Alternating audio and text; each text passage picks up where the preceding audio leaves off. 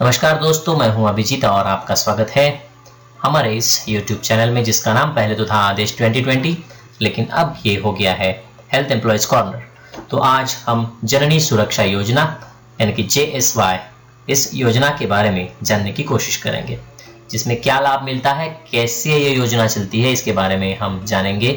तो इसके लिए वीडियो को आप आखिर तक देखिए। तो सबसे पहले जो है कैटेगरी, तो कौन सी कैटेगरी को JSY का ये जो लाभ है ये मिलता है, ये जानते हैं।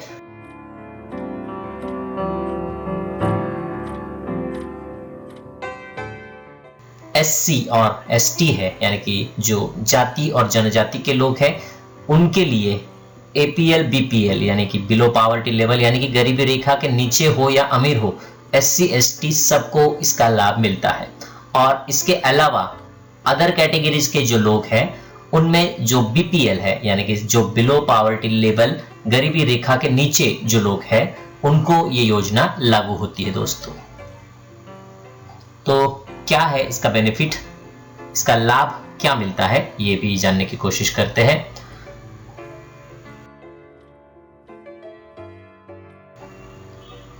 तो ग्रामीण एरिया में, रूरल में 700 रुपए इसके लिए मिलते हैं इस योजना के तहत उस गर्भवती महिला को। और अगर आप शहर से बिलोंग्स करते हो, आप शहर में रहते हो अर्बन्स में, तो आपको मिलते हैं 600 रुपए। और अगर किसी महिला का सिजेरियन डिलीवरी हो जाता है तो उसके लिए 1500 रुपए अलग से मिलते हैं दोस्तों। पहले तो ये 1500 रुपए जो थे ये हॉस्पिटल वाले को मिलते थे, डॉक्टर को मिलते थे, लेकिन अब वो बेनिफिशियरी को मिलते हैं। तो कब मिलते हैं और कैसे मिलते हैं ये जानने की कोशिश करते हैं। तो इसके लिए वो जो महिला है, वो प्रेग्नेंट महिला जो है, उसकी जो डिलीवरी है वो किसी गवर्नमेंट हॉस्पिटल में होना जरूरी है। जी हाँ दोस्तों, डिलीवरी जो है वो गवर्नमेंट हॉस्पिटल में होना जरूरी है।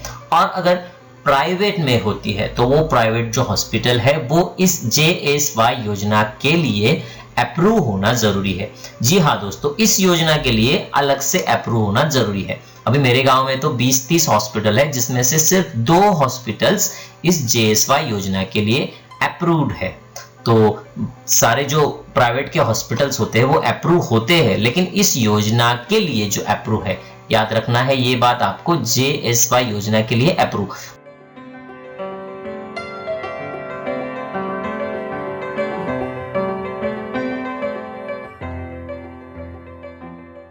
तो इसके लिए रजिस्ट्रेशन कैसे करना है ये भी जानने की कोशिश करते हैं। चलिए आगे बढ़ते हैं। जब प्रेग्नेंट महिला गवर्नमेंट हॉस्पिटल में, जी हाँ, आपके नजदीकी गवर्नमेंट हॉस्पिटल में जब प्रेग्नेंट महिला जो है वो अपना रजिस्ट्रेशन करवाने जाती है, तो वहां पे आपको आपकी जाति, जनजाति और आप BPL है या नहीं ये पूछा जाता है। तो वहां पे आपको इसका रजिस्ट्रेशन हो जाता है।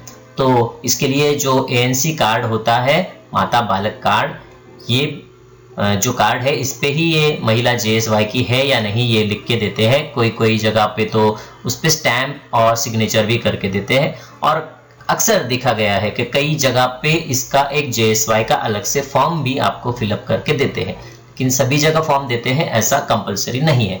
तो इसके लिए लाभ मिलने के लिए आपको डॉक्यूमेंट्स क्या क्या होना जरूरी है ये भी देखते हैं।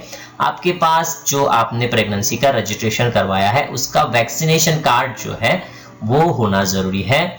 जिसके बाद JSY का फॉर्म अगर आपको मिला है, नहीं तो वैक्सीनेशन कार्ड पे स्टैंप लगा के दिया होता है। अगर आप जाति जनजाति से बिलोंग्स करते हो तो उसके संदर्भ में आपका कास्ट सर्टिफिकेट की कॉपी भी लगती है। BPL अगर आप है, बिलो पावर्टी लेवल गरीबी रेखा के नीचे हो, तो उससे जुड़े कागजात भी आपको चाहिए होते हैं। और सबसे इंपॉर्टेंट जो है बैंक डिटेल्स और आधार डिटेल्स, ये होना भी आपके पास जरूरी है दोस्तों। तो पहले तो ये योजना थी जहां पे प्रसव होता था, डिलीवरी होती थी, पैसे वहीं पे मिल जाते थे। लेकिन हाल ही में कुछ बदलाव इसमें किए गए हैं। जो बेनिफिशियरी उसका जो मूल गांव है उसके गांव में ही या फिर उसके जो नजदीकी गवर्नमेंट हॉस्पिटल है वहां से भी इसका लाभ अब मिल जाता है दोस्तों। तो दोस्तों मैं एक स्वास्थ्य कर्मी हूं और साथ ही मैं एक सामाजिक संस्था भी चलाता हूं।